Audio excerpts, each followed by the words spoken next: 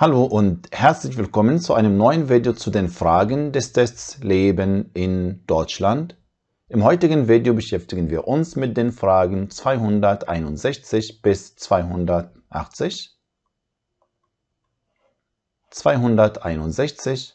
Ein Mann möchte mit 30 Jahren in Deutschland sein Abitur nachholen.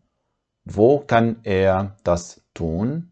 An A. einer Hochschule, B. einem Abendgymnasium, C. einer Hauptschule, D. einer Privatuniversität, B. einem Abendgymnasium. 262. Was bedeutet in Deutschland der Grundsatz der Gleichbehandlung? A. Niemand darf zum Beispiel wegen einer Behinderung benachteiligt werden. B. Man darf andere Personen benachteiligen, wenn ausreichende persönliche Gründe hierfür vorliegen. C. Niemand darf gegen Personen klagen, wenn sie benachteiligt wurden. D. Es ist für alle Gesetz, benachteiligten Gruppen jährlich Geld zu spenden. A. Niemand darf zum Beispiel wegen einer Behinderung benachteiligt werden. 263. In Deutschland sind Jugendliche ab 14 Jahren strafmündig. Das bedeutet, Jugendliche, die 14 Jahre und älter sind und gegen Strafgesetze verstoßen, A. werden bestraft, B. werden wie Erwachsene behandelt, C. teilen die Strafe mit ihren Eltern, D. werden nicht bestraft, A. werden bestraft. 264.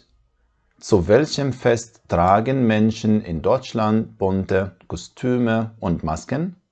A. An Rosenmontag, B. am Mai-Feiertag, C. beim Oktoberfest, D. an Pfingsten, A. an Rosenmontag. 265. Wohin muss man in Deutschland zuerst gehen, wenn man heiraten möchte? A. zum Einwohnermeldeamt, B. zum Ordnungsamt, C. zur Agentur für Arbeit, D. zum Standesamt, D. zum Standesamt. 266. Wann beginnt die gesetzliche Nachtruhe in Deutschland?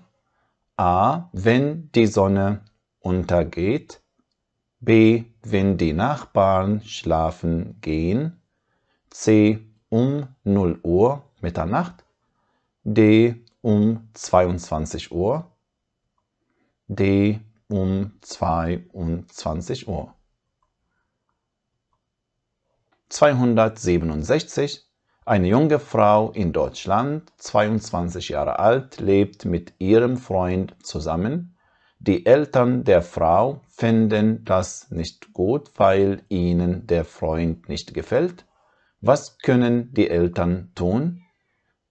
A. Sie müssen die Entscheidung der volljährigen Tochter respektieren. B. Sie haben das Recht, die Tochter in die elterliche Wohnung zurückzuholen. C. Sie können zur Polizei gehen und die Tochter anzeigen. D. Sie suchen einen anderen Mann für die Tochter. A. Sie müssen die Entscheidung der volljährigen Tochter respektieren. 268. Eine junge Frau will den Führerschein machen. Sie hat Angst vor der Prüfung, weil ihre Muttersprache nicht Deutsch ist. Was ist richtig? A. Sie muss mindestens 10 Jahre in Deutschland leben, bevor sie den Führerschein machen kann. B. Wenn sie kein Deutsch kann, darf sie keinen Führerschein haben. C. Sie muss den Führerschein in dem Land machen, in dem man ihre Sprache spricht. D. Sie kann die Theorieprüfung vielleicht in ihrer Muttersprache machen. Es gibt mehr als 10 Sprachen zur Auswahl. D. Sie kann die Theorieprüfung vielleicht in ihrer Muttersprache machen. Es gibt mehr als 10 Sprachen zur Auswahl. 269. In Deutschland haben Kinder ab dem Alter von 3 Jahren bis zur Ersteinschulung einen Anspruch auf a. monatliches Taschengeld, b. einen Platz in einem Sportverein, c. einen Kindergartenplatz, d. einen Ferienpass, c. einen Kindergartenplatz. 270. Die Volkshochschule in Deutschland ist eine Einrichtung a. für den Religionsunterricht, b. nur für Jugendliche, c. zur Weiterbildung, d. nur für Rentner und Rentnerinnen, c. zur Weiterbildung. 271. Was ist in Deutschland ein Brauch zu Weihnachten? A.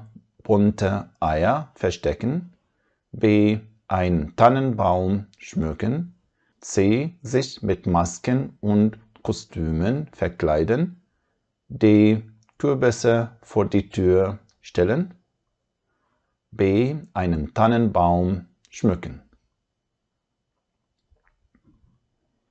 272.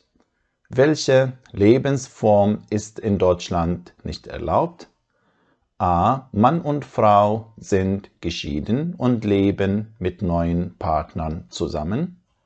B. 2 Frauen leben zusammen.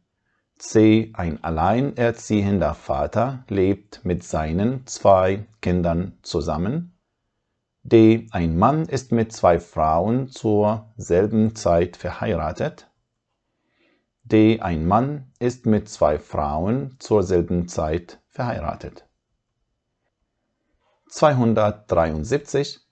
Bei Erziehungsproblemen gehen Sie in Deutschland a. zum Arzt, zur Ärztin, b. zum Gesundheitsamt, c. zum Einwohnermeldeamt, d. zum Jugendamt, d. zum Jugendamt. 274. Sie haben in Deutschland absichtlich einen Brief geöffnet, der an eine andere Person adressiert ist. Was haben Sie nicht beachtet? A. Das Schweigerecht, b. das Briefgeheimnis, c. die Schweigepflicht, d. die Meinungsfreiheit, b. das Briefgeheimnis. 275. Was braucht man in Deutschland für eine Ehescheidung? A. Die Einwilligung der Eltern, b. ein Attest eines Arztes, einer Ärztin, c. die Einwilligung der Kinder, d. die Unterstützung eines Anwalts, einer Anwältin, d. die Unterstützung eines Anwalts, einer Anwältin.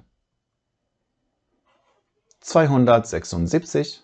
Was sollten Sie tun, wenn Sie von Ihrem Ansprechpartner, Ihrer Ansprechpartnerin in einer deutschen Behörde schlecht behandelt werden?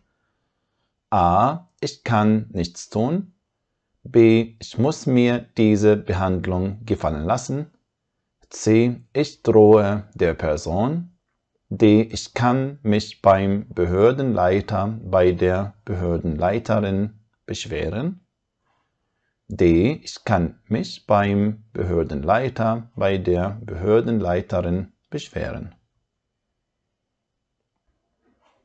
277. Eine Frau, die ein 2-jähriges Kind hat, bewirbt sich in Deutschland um eine Stelle. Was ist ein Beispiel für Diskriminierung? Sie bekommt die Stelle nur deshalb nicht, weil sie a. kein Englisch spricht, b. zu hohe Gehaltsvorstellungen hat, c. keine Erfahrungen in diesem Beruf hat, d. Mutter ist.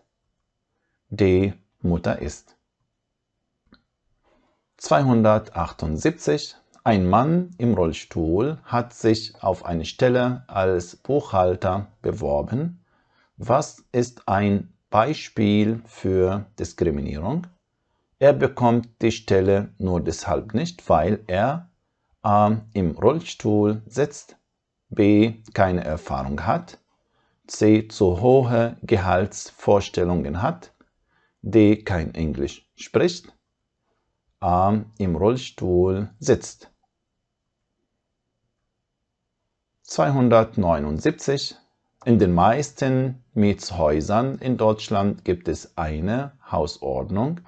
Was steht in einer solchen Hausordnung?